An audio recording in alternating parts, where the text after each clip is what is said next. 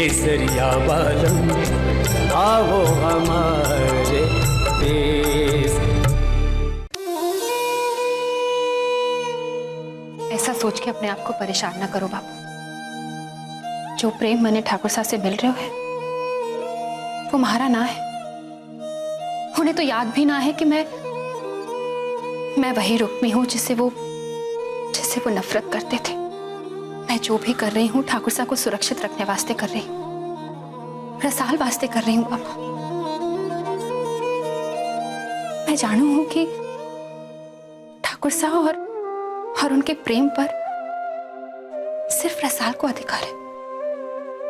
कई बार मन करे है कि रसाल को फोन करके बता दूं कि ठाकुर साहब जिंदा हैं और अठे हैं। ठीक है, पर दीप और मामा साहब के डर से हमारे को अपने आप को रोकना पड़े। उन दोनों आस्तीन के सांप को तो मैं कुचल के रख दूंगा। अरे मारी जमाई साहब को जान से मारने की कोशिश की, मारी रसाल को सुहागन होते हुए भी विधवा को जीवन जीने पर मजबूर किया, और तारे साथ में तो घना अन्याय किया है। मैं उन दोनों को ना छोड़ूंगा। ना बापू, ऐसा करके ठाकुर साहब की जान और खतरे में पड़ जाएगी। तो तू क्या चाहे? सच्चाई जानने के बाद भी चुप रहूं, हाथ में हाथ धरे तमाशा देखते रहूं, और वो दोनों जल्लाद हवेली में राज करते रहे। आपका गुस्सा अपनी जगह सही है बापू, पर ये समय गुस्सा करने का ना है। जरा सोचो बापू, बटे हवेली में रसाल है, उसकी हालत नाजुक है। ऐसे में दीप और मामा साहब को उकसाना ठीक ना है। वरना ठाकुर साहब के साथ साथ रसाल और उसके होने वाले बच्चे की जान भी खतरे में पड़ सके। हमें ठाकुर साहब की याददाश्त वापस आने तक का इंतजार करना होगा। उसके अलावा हमारे पास और कोई चारा ना है बाबू। हम ठाकुर साहब के साथ ही एक गुत्थी सुलझा सके, तब तक हमें चुप रहना होगा, ताकि बाकी सबके साथ साथ दीप और मामा साहब भी यही समझते रहें कि ठाकुर साहब इस दुनिया में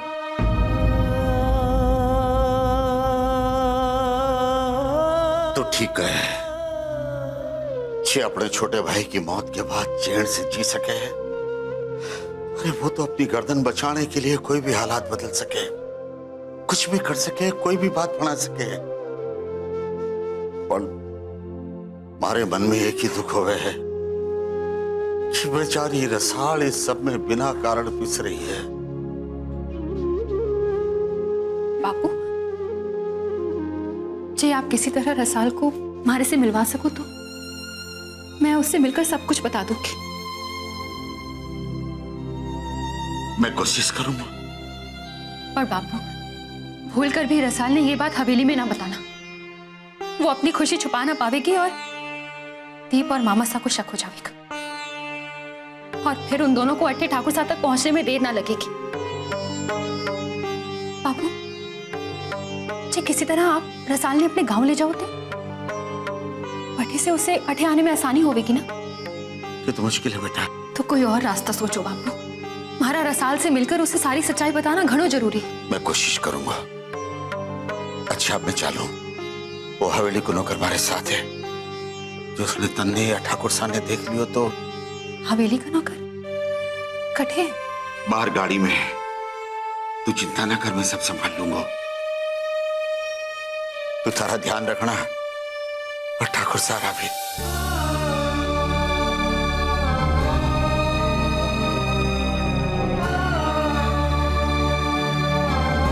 इस बार भी थारी माँ थारे बारे में गलत निकली।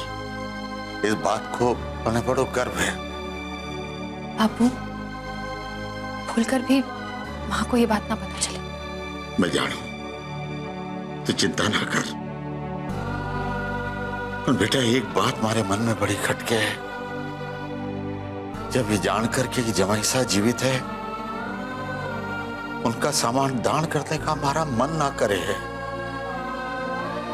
और वो सामान में हवेली भी तो लेकर के ना जा सकूं। क्या करूं?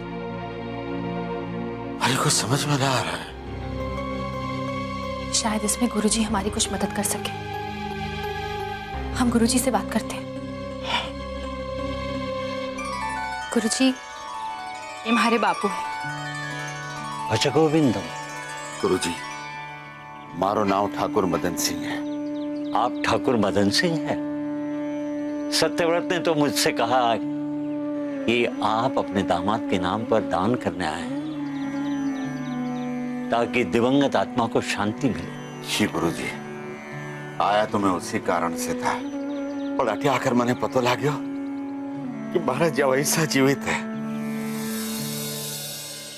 चल छोरी, अब थोड़ी देर आराम कर ले। यीशु तू चल हमारे साथ, जीजी को आराम करने दे।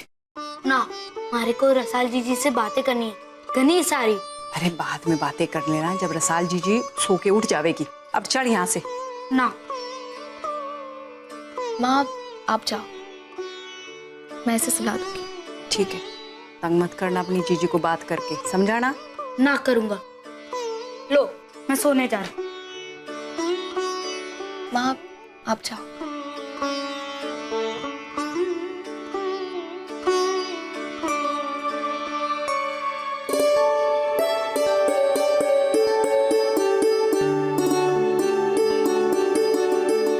सो जा। जीजी, माँ ने कहा है कि आपने आराम करने की जरूरत है, तो एक काम करो, आप लेट जाओ, मैं आपने सुला हूँ।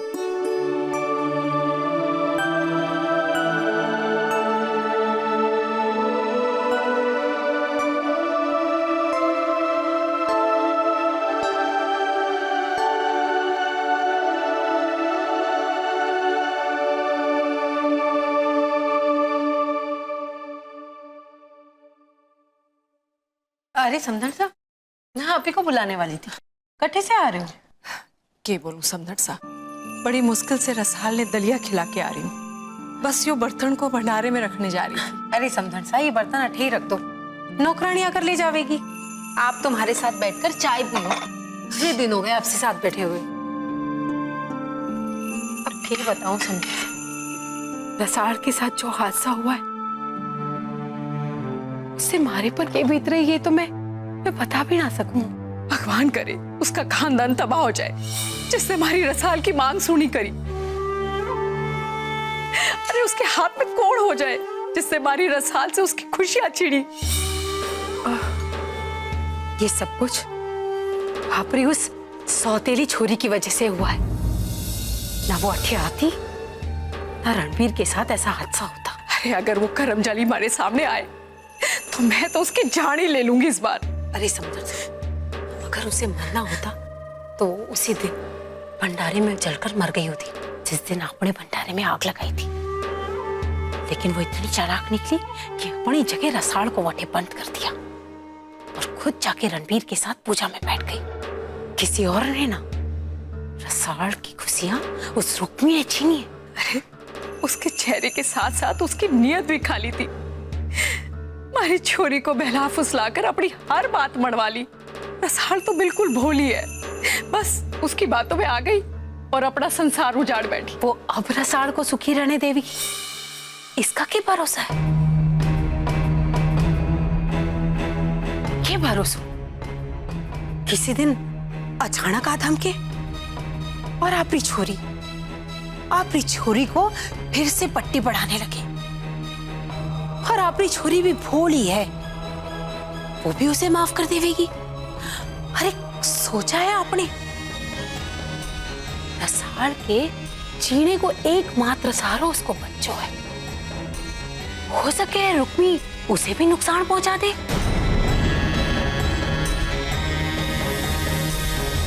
कहते हैं जाको राखे साइयां, मार सके ना कोई।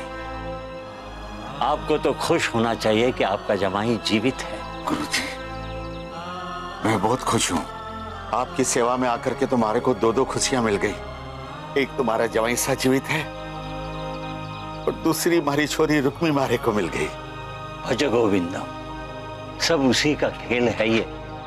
अब आप अपने जमाई के सलामती के लिए वो सारी चीजें दान कर सकते हैं जिसे उसकी आत्मा के शांति के लिए आप लाए थे। जी गुरुजी, मैं अभी सारो सामान ले जाकर मठ के भंडारे में जमा कर रहा हूँ। भज गोविंदम, भज गोविंदम। तेरी लीला तू ही जाने। भज गोविंद, भज गोविंद। समधन साहब को याद है ना, पहली बार जब रसाल माँ बनी थी तो क्या हुआ था? रुक्मी ने उसे मंदिर की सीढ़ियों से गिरा दिया था और फिर हमेशा रणबीर के खिलाफ उसे भड़काती रही। अब के जाने कि वापस आने के बाद वो सारे घर वालों के खिलाफ भड़काए। कितनो मान देवे है मारो छोरो दीप रसाल ने। अरे हो सके है कि रुक्मी वापस आकर ये बोल देवे कि रणबीर के हादसे को जिम्मेदार मारो छोरो तो। यो आप काहे बोलो? पहले भी तो वो रुक्मी मारे देवर सा की मौत का इल्जाम मारे छोरे पर लगा चुकी और अब लौटकर वो ऐसा ना करेगी, उसका क्या भरोसा। अगर उस मनहूस ने इस बार कोई ऐसी बात की तो मैं उसकी जबान ही काट दूंगी, मार डालूंगी उसे जान से। ना समझ साहब, आप ऐसा कुछ भी ना करना। आप तो जरा ध्यान रखना कि रुक्मी लौटकर रसाल के पास ना आ सके। आज नहीं तो कल वो आपकी बेंद को, अपने बापू को मिलने जरूर आवेगी। बस वो दोबारा इस हवेली में कदम ना रख सके। मैं तो कहूं कि आपको अगर उसके बारे में कोई भी खबर मिले तो आप सबसे पहले मारे को जरूर बताना। समझन साहब, मैं आपके साथ हूं रसाल की भलाई वास्ते। मैं उसे रसाल के पास भटकने भी ना दूंगी। आप तो बस उस पर नजर रखना। आपने घणो अच्छो क्यों समझ सा, जो मारे को उस रुक्मी की नियत के बारे में बता दियो। उसके हाथे मैं आपको खबर कर दूंगी। बस आप हमारी छोरी रसाल का ध्यान रखना। अरे समझन साहब, कल तक आपकी छोरी हमारी बींदड़ी थी और रणबीर के जाने के बाद वो हमारी भी छोरी है। मैं उसका पूरा ख्याल रखूंगी। आप तो बस रुक्मी पर नजर रखना।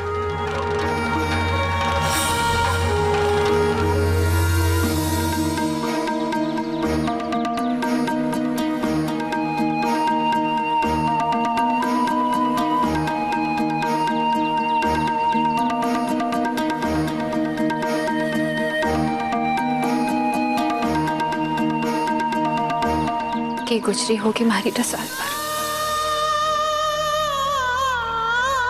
ठाकुर साहब की चीजें खुद से अलग करते हुए। करती भी तो क्या, प्रथा तो निभानी ही थी। इन सब चीजों को अपने से दूर करना ही था। इनसे कभी घना लगाव था। पास रखकर जीना भी तो मुश्किल हो जाता। अरे उस बेचारी को क्या पता कि थे। बापू, आप किसी तरह रसाल को अठे लाकर हमारे से मिलवा दो। रसाल वास्ते सच जाना बहुत जरूरी। ये सारा सामान तो अपने हाथों से दान कर दे। पर हमारे लिए प्रार्थना कर कि मैं अपने आप पर काबू रख सकूं हवेली में। बापू, आपको अपने कालजी पर पत्थर रखकर संयम रखना होगा, तब तक जब तक मैं रसाल को सब कुछ बता ना दूं। ठीक है, मैं बाहर जाकर देखूं गाड़ी में और कोई सामान पड़ी हो तो मैं खुद लेकर आऊं। और हवेली के ड्राइवर को बाहर ही रुकने के लिए बोलो।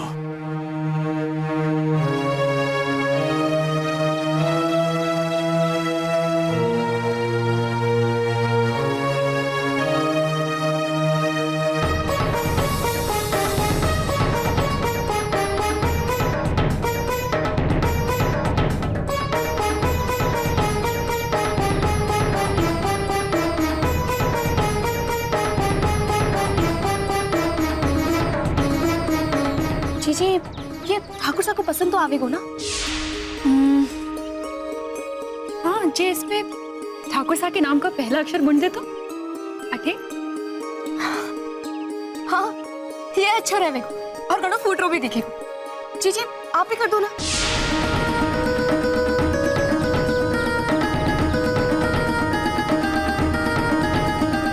ये मैं किसी को ना दूंगी। ये भारी रसाल का तोहफा है ठाकुर साहब से।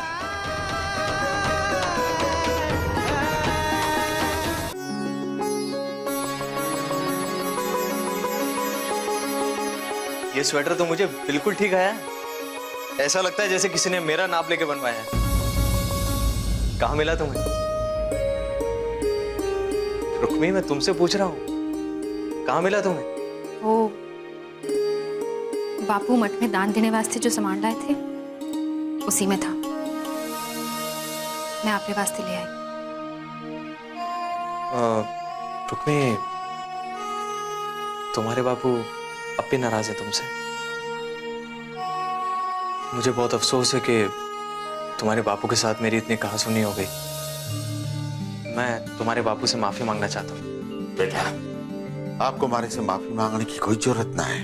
आपने मारे को न पहचान कर रुक्मी को बचाव किया, और मैंने गुस्से में रुक्मी को इसलिए डांटियो किसने मारे से बगैर पूछे इस नई तरह से जीना शुरू किया।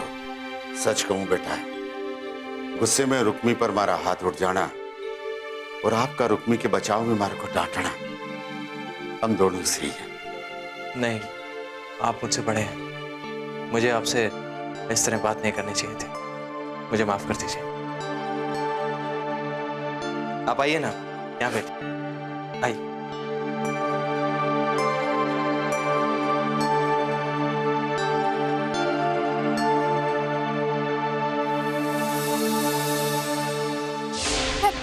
इसे ना ले जा रहे तू की। ये अरे ठाकुर साहब की नई साड़ी है।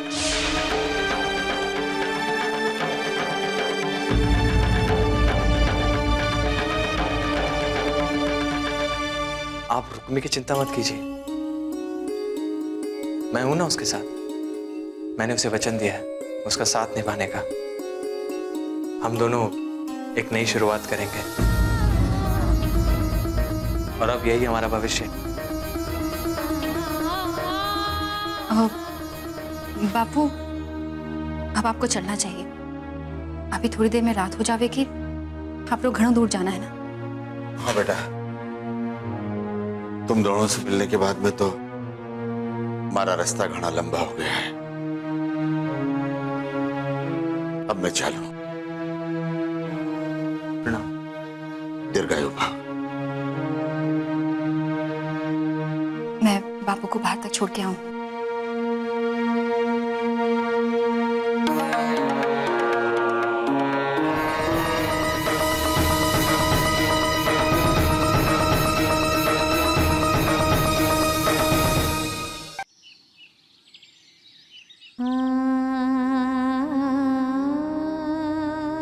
रसाल, तू ये काहे कर रही है छोरी? अरे जो लौट ना सके उसकी इतनी चिंता करती रहेगी तो जो आने वाला है ये उसकी खातिर ठीक ना होवेगा ना। अरे ये थारी नींदड़ी नशाड़ी वास्ते ठीक ना है छोरी। ले बेटा, लेना छोरी।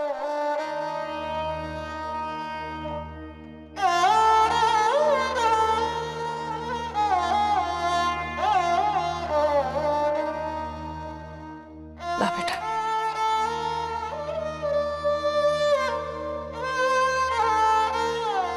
रसाल, बेटा थारे बापू दाहण दे के मठ से लौटे ना आए।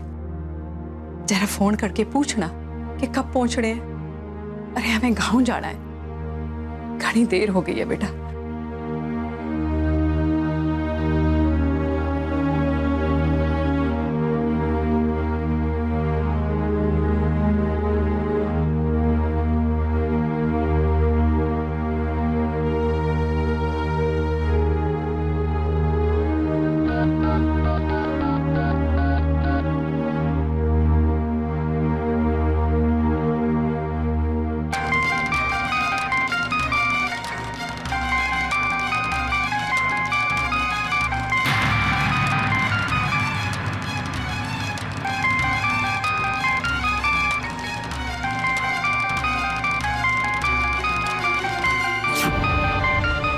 हवेली?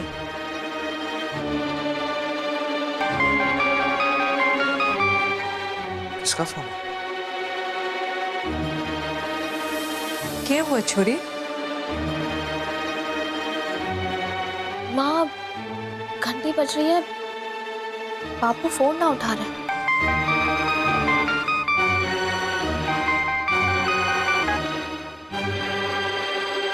हेलो।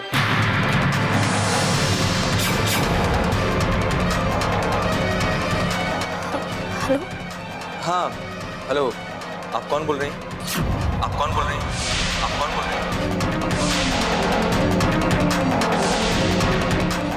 ये तो ठाकुर साहब की आवाज है।